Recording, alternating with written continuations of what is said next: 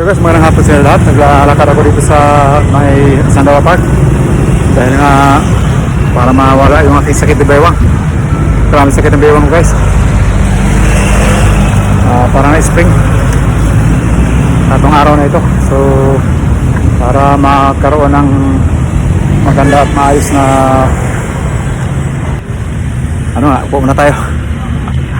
Kasi nga matagal na ako hindi nakapag-exercise na bigla siguro sumakit.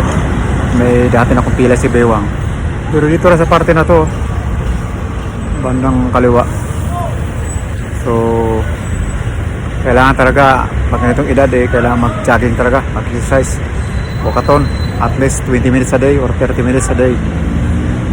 So ito ang tamang pagkakataon dahil pagbaba na yung araw di na gano'ng mainit kasi pag tanghali mainit, medyo masakit na sa balat. Pag umaga ka magbukaton mainit dito guys hanggang tanghali. So gagaling ko lang ng SM City, palamig lang tayo doon dahil nga mainit sa bahay.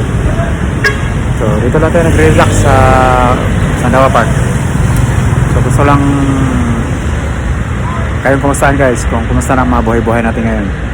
At tayo naman nandito pa sa Davao City at may nagkaroon natin trabaho sa call center agent nga. So okay naman ang ating trabaho guys, kahit puyat, iis na talaga. At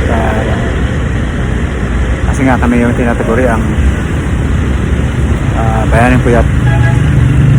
So malapit nga pala guys ang birthday ni Tatay Digong ngayong March 28.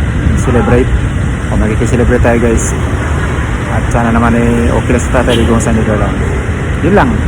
Shout out sa lahat ng mga supporters ni Tatay Digong around the world. So yun na guys, ako'y nanirahan dito sa Davao City. At wala pong update tungkol sa aking pamilya sa Manila kung anong nangyari sa aming bahay dun sa Kaingin. Ito'y subject for demolition na aking lugar ngayon. So yun naman ang vlog sa ito. Yung siyang kayo mag-vlog siya.